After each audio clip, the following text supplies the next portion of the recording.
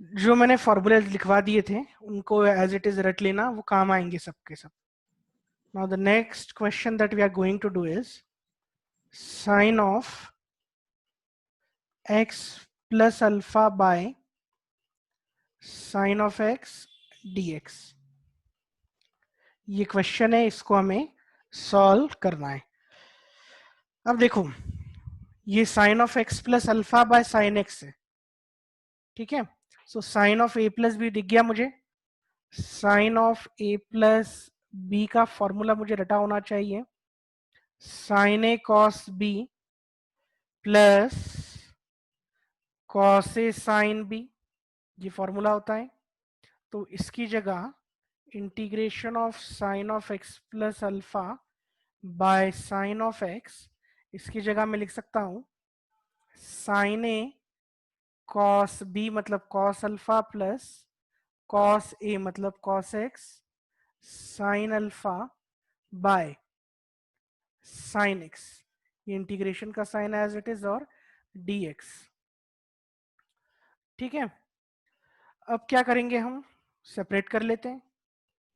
Sine x cos alpha by sine x dx plus integration of cos x sine alpha by sine x dx, ठीक है।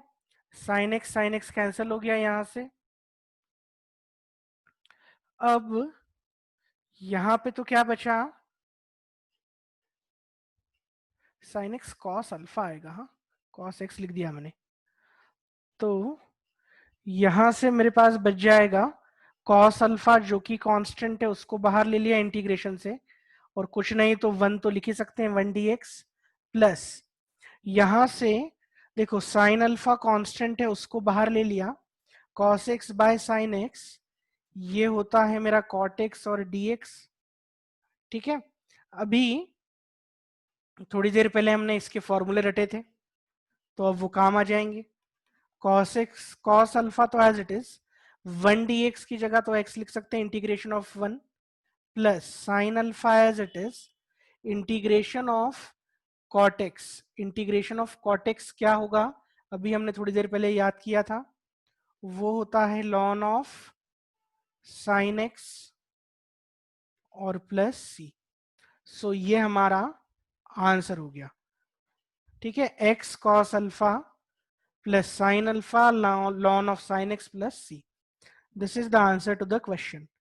Sign of X plus B upon sine X था, sine A plus B का formula हमने लगाया, just expand किया फॉर्मूले को, sine A cos B plus cos A sine B को, न्यूमरेटर डिनोमिनेटर को सेपरेट कर लिया यहां पर और यहां पर, फिर हमने directly with the help of formula जो कि हमने अभी याद किया था उसको अप्लाई किया, इंटीग्रेशन ऑफ कॉट एक्स को लॉन ऑफ साइन एक्स, और हमने क्वेश्चन को सॉल्व कर दिया। So that's why those integration formula जो 3-4 हमने किए थे वो बहुत इंपॉर्टेंट है। आई होप समझ में आ चुका होगा। Let us take another yes question sir. Now. Next question is integration of sine X plus beta upon cos of X plus alpha, और ये dx है, ठीक है। चलो अब इस क्वेश्चन को हमें सॉल्व करना है। अब सॉल्व करने के टाइम पे क्या है, क्योंकि हमें साइन ए प्लस बी का फॉर्मूला भी पता है, कॉस ए प्लस बी का भी फॉर्मूला पता है, बात ये होती है कि हमें फाइनली हमारी कोशिश ये होती है कि हमारा एक्सप्रेशन इंटीग्रेशन का डिनोमिनेटर रहित डिनोमिनेटर लेस बन जाए। तो डिनोमिनेटर लेस बनने के लिए डिनोमिनेटर छोटे फॉर्म में होना जरूरी है। अगर छोटे फॉर्म में होना जरूरी है तो फिर इसको हम एक्सपैंड नहीं करेंगे, मतलब इसमें cos of a plus B का फॉर्मूला नहीं लगाएंगे, जबकि इसमें हम लगाएंगे। करके देखते हैं, अगर करना पड़ा एक्सपैंड डिनोमिनेटर को तो करेंगे, बट जरूरत नहीं पड़ेगी, ठीक है। Again sine of a plus B का फॉर्मूला यहाँ पे लगाएं, तो साइन ए कॉस बी मतलब sine of X cos of beta plus cos A sine B मतलब cos of X sine of beta by ये नीचे cos of X plus alpha और dx मैंने लिख दिया एज इट इज। ठीक है, यहां पर आई थिंक कोई प्रॉब्लम होना नहीं चाहिए। अब कोई आइडिया किसी को क्या किस तरह से हम कर सकते हैं? Any idea? देखो मैं क्वेश्चन को इस तरीके से बता रहा हूं कि हमने जो पास्ट क्वेश्चन किया था उसी तरह से, क्या इस वे से हम क्वेश्चन को रिड्यूस कर पाएंगे? देखो पिछले क्वेश्चन में तो क्या किया था हमने, इसको इसको अलग कर लिया था, इसको इसको अलग कर लिया था, बट अब अलग भी कर लें अगर, तो बात तो बनती हुई दिख नहीं रही है। ठीक है ना? सर नीचे भी एक्सपांड करना पड़ेगा, फिर नीचे कट अगर जाए शायद। एक्सपैंड भी अगर करें ना हम सपोज, तो क्या हो जाएगा, एक प्लस वाला टर्म आ जाएगा बीच में, कॉस ए प्लस बी का, cos A cos B minus sign A sine B. ठीक है, तो उसमें एक माइनस वाला टर्म प्लस वाला टर्म आ जाएगा, जिसकी वजह से हम डिनोमिनेटर को सेपरेट नहीं कर पाएंगे। तो अब क्या करना है, क्योंकि हम यहाँ पर आके अटक चुके हैं पहले ही स्टेप में। ठीक है, देखो ज्यादा सोचने से बेटर होता है इंटीग्रेशन में 2-3 स्टेप करके देख लो। हमने पहली स्टेप की और हम अटक गए, तो अब हमने सोचा कि इससे तो बात नहीं बन रही है, कुछ ना कुछ और सोचना पड़ेगा। तो सोचने की कोशिश की, sine of X plus beta upon cos of X plus alpha, ये मेरा क्वेश्चन है। ठीक है, अब मैं क्या कोशिश करूंगा, न्यूमरेटर डिनोमिनेटर को एक जैसा बनाने की, जो हमारी हम पहले दिन से करते आ रहे हैं सब्स्टिट्यूशन में। ठीक है, तो उसके लिए मैं क्या करता हूं, यहाँ पे देखो x प्लस बीटा और नीचे x प्लस अल्फा है, ऊपर अगर x प्लस अल्फा आ जाए तो मेरा काम हो जाएगा। तो मैं क्या कर रहा हूँ, अल्फा को प्लस करता हूँ और अल्फा को माइनस भी करता हूँ, तो काम हो जाएगा मेरा। ठीक है ना, cos of x plus alpha और ये dx as it is. Okay, तो अब ये देखो, अब साइन एक्स प्लस अल्फा और ये बीटा माइनस अल्फा, ये दोनों चीजें हो गई। अब मैं क्या करूंगा, एक नेक्स्ट स्टेप में साइन ऑफ ये x प्लस अल्फा को एक ब्रैकेट में लिख लिया मैंने, यहां पर ब्रैकेट नहीं आएगा, और प्लस बीटा माइनस अल्फा को एक दूसरे ब्रैकेट में लिख दिया, plus cos of X plus alpha and dx को यहाँ पे लिख दिया। अब हुआ क्या, इससे मैंने साइन, इसको मैं a की तरह ट्रीट करूंगा, इसको मैं b की तरह ट्रीट करूंगा, तो sine of a plus B का फॉर्मूला मैंने जनरेट कर लिया। अच्छा, इस जनरेट करने में एक और बात अच्छी से हो गई कि ये वाला टर्म जो है और ये वाला, मतलब x प्लस अल्फा इसके पास भी है और डिनोमिनेटर के पास भी है, तो मेरा काम आसान हो जाएगा। किस तरह से, क्योंकि जब मैं इसको एक्सपैंड करूंगा साइन a प्लस बी, तो ये होता है साइन a, मतलब sine of x plus alpha cos B, cos B, B तो ये है मेरा बीटा माइनस अल्फा। ठीक है, plus cos A sine B, cos of X plus alpha sine of beta minus alpha. दो बातें हो गई, एक्स वाला टर्म जो वेरिएबल वाला है वो इसमें आ गया, एक्स वाला टर्म जो है वेरिएबल वाला इसमें आ गया, ये जो है ये कांस्टेंट वाला है क्योंकि बीटा माइनस अल्फा, इसको हम इंटीग्रेशन के बाहर ले सकते हैं। और डिनोमिनेटर में मेरा क्या है, cos of X plus alpha as it is. यहां से हम क्या करेंगे कि अलग अलग कर लेंगे, sine of X plus alpha cos of beta minus alpha by cos of X plus alpha, dx को एक इंटीग्रेशन में लिख लिया, दूसरे इंटीग्रेशन में cos of X plus alpha sine of beta minus alpha लिख दिया, और डिवीजन में cos of X plus alpha dx लिख दिया।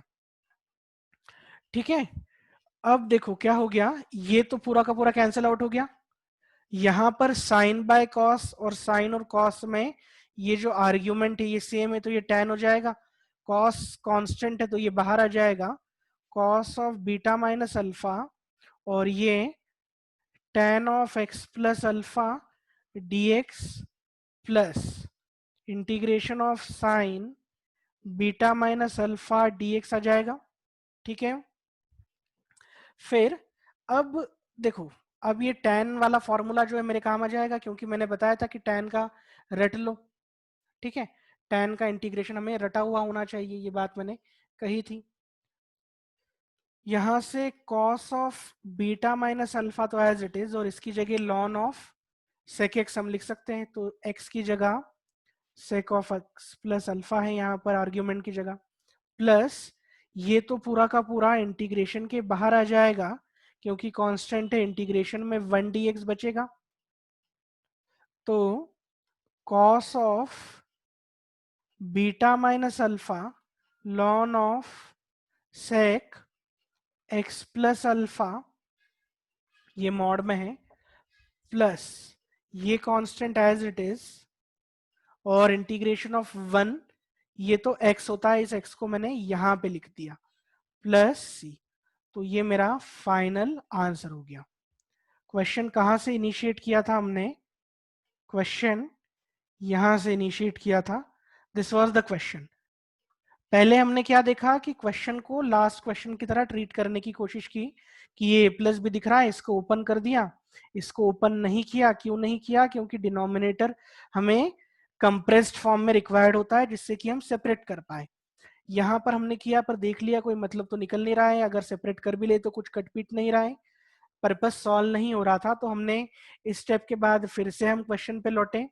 हमने क्या किया, न्यूमरेटर को डिनोमिनेटर की तरह बनाना चाहा मतलब क्या किया है, यहाँ पर अल्फा था, एक एक्स प्लस अल्फा गिवन था, तो हमने यहाँ पर इस ब्रैकेट में प्लस अल्फा और माइनस अल्फा कर दिया यहाँ। सो एक्स प्लस अल्फा और एक बीटा माइनस अल्फा आ गया। एक्स प्लस अल्फा को मैंने ए ट्रीट किया, बीटा माइनस अल्फा को बी ट्रीट किया। इससे दो फायदे हो गए कि ये एक जो वेरिएबल वाला पार्ट है यहाँ पर आ गया, और कांस्टेंट वाला पार्ट यहाँ पर आ गया। फिर हमने साइन ए कॉस बी का फॉर्मूला लगाया यहाँ पर। स्टेप के बाद हमने दोनों को सेपरेट कर लिया, ये पूरा का पूरा कैंसिल हो रहा था, इसको काट दिया। ये कांस्टेंट टर्म फिर तो डायरेक्टली मेरे पास आ गया कि tan ऑफ, क्योंकि साइन बाय कॉस tan होता है, आर्ग्यूमेंट सेम है, सो tan of x plus alpha dx हो गया। यहाँ से जो फॉर्मूले अभी हमने किए थे, क्वेश्चंस किए थे उन, और जो फॉर्मूले रटने के लिए कहे थे उनका यहाँ पर एप्लीकेशन किया। This is the answer. So ये हम अप्रोच अडॉप्ट करते हैं। आई होप ये क्वेश्चन समझ में आ गया होगा, किसी को दिक्कत नहीं आई होगी।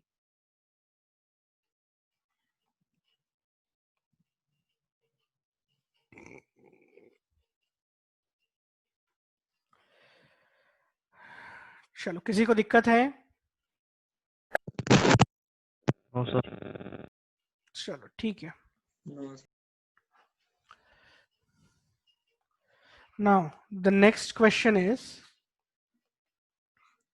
ऊपर वाला क्वेश्चन लिख लिया था सबने? Yes sir.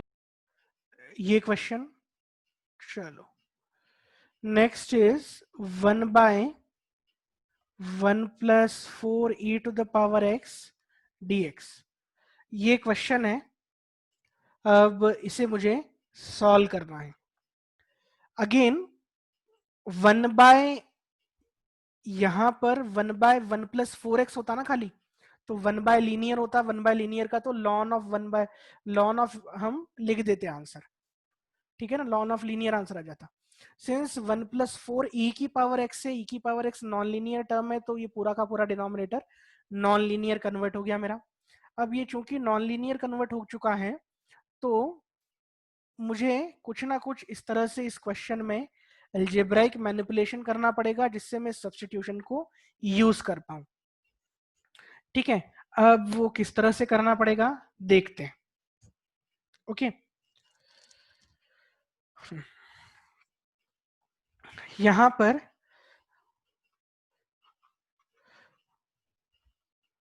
इस क्वेश्चन में 1/1 प्लस 4 ई की पावर x मेरे पास गिवन है। अब देखो, इस e की पावर x से एक बात समझ में आती है कि e की पावर x का डिफरेंशिएशन भी e की पावर x होता है। ठीक है, मतलब यहां पर अगर e की पावर x होता ना, तो डायरेक्टली मैं बोल देता इसको e की पावर x को t सब्स्टिट्यूट कर दो, और ऊपर अपना e की पावर x dx एक टर्म बन जाता। इसका मतलब ये हुआ कि मुझे e की पावर x ऊपर जनरेट करना पड़ेगा। ठीक है, ये एक हिंट होगा इस तरह के क्वेश्चन में कि e की पावर x दिख रहा है तो e की पावर x जनरेट कर दो न्यूमरेटर में, तो हमारा काम आसान हो जाएगा।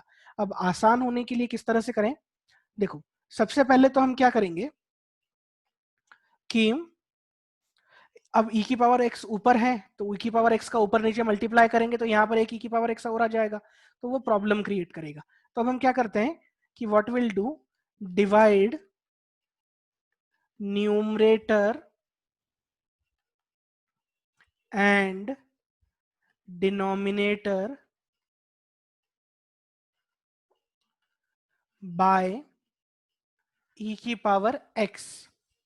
ठीक है, न्यूमरेटर और डिनोमिनेटर को e की पावर x से डिवाइड किया है, मतलब देखो मेरा क्वेश्चन ये 1/e⁻x, क्योंकि न्यूमरेटर को भी डिवाइड किया है, और 1+4e⁻x upon e⁻x dx। Numerator और डिनोमिनेटर को डिवाइड करने का मतलब ये होता है। अब 1/e⁻x को मैं e⁻−x लिख सकता हूँ।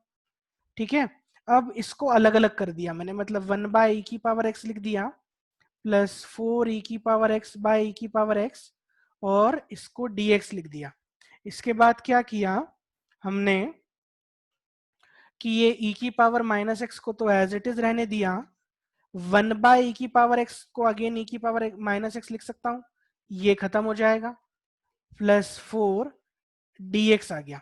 अब देखो यहां पर भी e⁻−x आ गया, यहां पर भी e⁻−x आ गया, तो अब हम क्या करेंगे कि इस नीचे पूरी वाली क्वांटिटी को, मतलब e⁻−x प्लस 4 को अगर मैं t सब्सटीट्यूट करूं तो देखो क्या आ जाएगा, e⁻−x का डिफरेंशिएशन तो e⁻−x होगा, और -x का भी मुझे डिफरेंशिएशन करना पड़ेगा, वो -1 हो जाएगा, मतलब -e⁻−x 4 का डिफरेंशिएशन तो 0 dx this is equal to dt आ गया।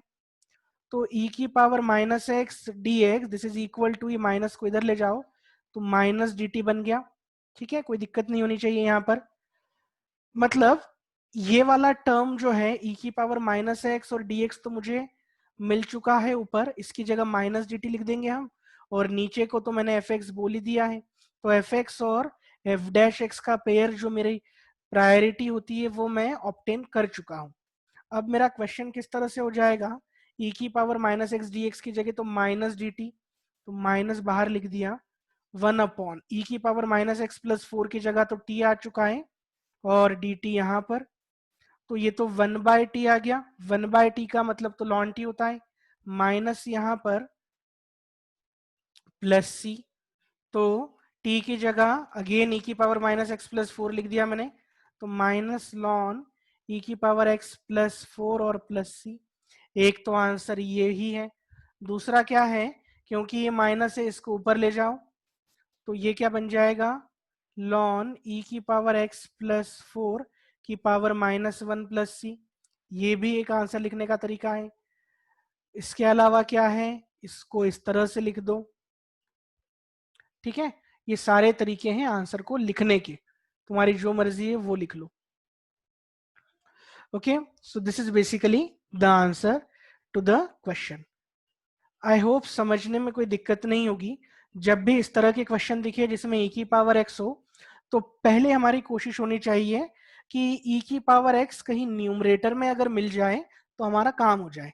अब यहाँ पर e⁻x न्यूमरेटर में अगर मल्टीप्लाई करे तो उससे डिवाइड भी करना पड़ता, तो काम खराब हो जाता, क्योंकि यहाँ पर e⁻2x आ जाता तो प्रॉब्लम क्रिएट हो जाती, तो e⁻2x वाली टर्म आ जाती तो वो और प्रॉब्लम। तो इसलिए हमने क्या किया, डिवाइड करने की सोची, e⁻−x क्रिएट करने की सोची। जैसे ही e⁻−x हम यहाँ पर लेकर आ गए, नीचे भी आ गया, नीचे आ गया तो फिर पूरा का पूरा नीचे वाले टर्म को हमने t सब्स्टिट्यूट कर दिया, ऊपर वाला टर्म मेरा ऑटोमेटिकली जनरेट हो गया। उससे मैंने क्वेश्चन, जैसे ही हम पिछले क्वेश्चन सब करते थे उसी तरह से उन्हीं लाइंस पर हमने इसको भी सॉल्व कर लिया। ठीक है, so this is basically the way to solve questions related to your substitution. Now अगर कोई घर पे इस तरह के क्वेश्चन करता तो उससे कई सारे और भी डाउट आ जाते, सिंस किए नहीं होंगे। तो इसके कई सारे तरीके हैं, मैं जस्ट तरीके बता देता हूं।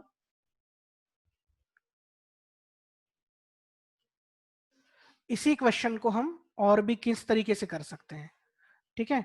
मेरा क्वेश्चन जो है वो है ये 1+4e⁻x dx, ठीक है। यहां पर इस क्वेश्चन को करने के तरीके, मेथड 1 मान लो या मेथड 2 मान लो, कुछ भी। Now I am substituting e⁻x equal to t, so e⁻x dx this is equal to dt। dx की जगह मैं 1/e⁻x dt लिख सकता हूं। तो dx की जगह, अब e⁻x की जगह तो t है, तो ये 1/t dt हो जाएगा, ठीक है। सो यहां से मेरा जो क्वेश्चन है वो किस तरह से कन्वर्ट हो जाएगा, देखो। ये तो 1 क्योंकि मैंने e⁻x को t रखा था, तो 1+4t आ गया। dx की जगह 1/t dt आ गया, ठीक है। सो ये मेरा क्वेश्चन बन गया। अब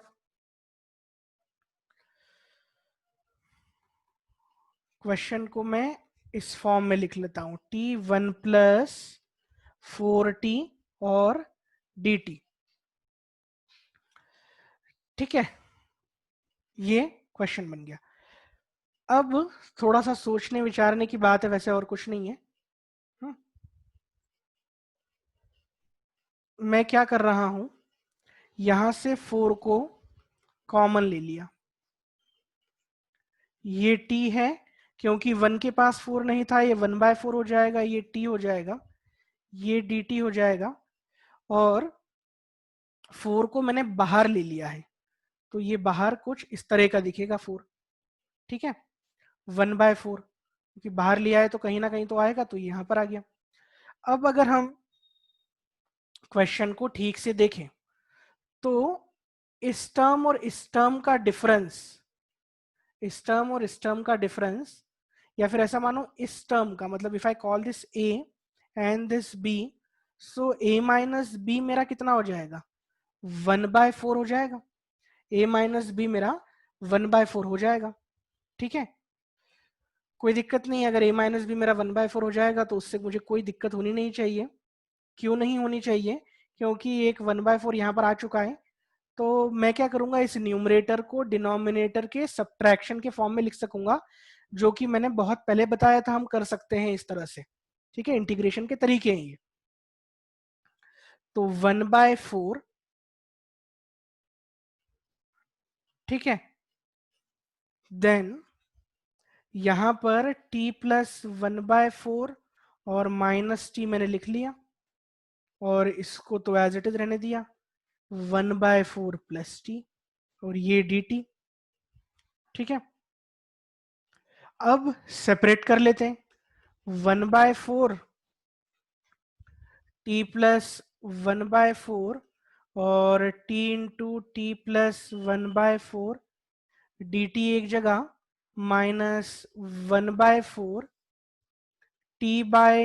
t times of 1/4 plus t dt एक जगह। ये खत्म, ये पूरा का पूरा खत्म। यहां से आ जाएगा 1/4, इंटीग्रेशन में सिर्फ 1/t dt बचेगा। यहां से आ जाएगा 1/4, इंटीग्रेशन में 1/4 प्लस t और dt बचेगा।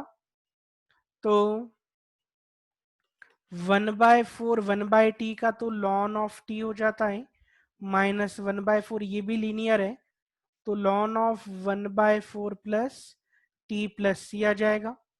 ये जो है 1/4 पूरा बाहर निकाल लो, ln of t minus ln of 1/4 plus t और प्लस c आ जाएगा।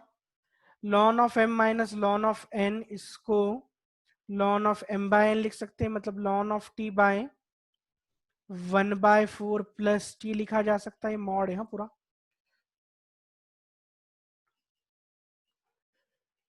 प्लस सी। अब टी की जगह सब्स्टिट्यूट कर दो अगेन। टी की जगह हमने क्या सब्स्टिट्यूट किया था, e की पावर x को t बोला था, सो 1/4 ln ऑफ e की power x by 1/4 plus e की power x plus c। This is also a way to write answer. या फिर इस 1/4 को पावर ले जाओ तो ln ऑफ मतलब e की power x plus 1/4 plus e की power x to the power 1/4 plus C, ये भी एक आंसर लिखने का तरीका है।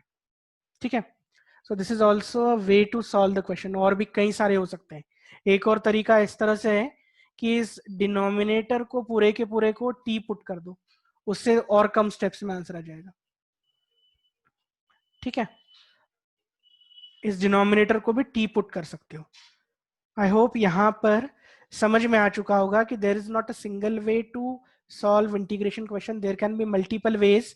In case of indefinite integration, you will find that there are multiple answers too. Okay, answers अलग अलग आ सकते हैं बिल्कुल।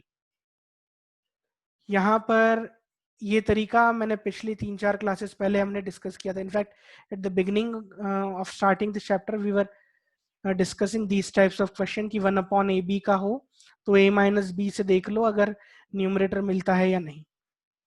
ठीक है, कोई दिक्कत इस क्वेश्चन में किसी को? No sir.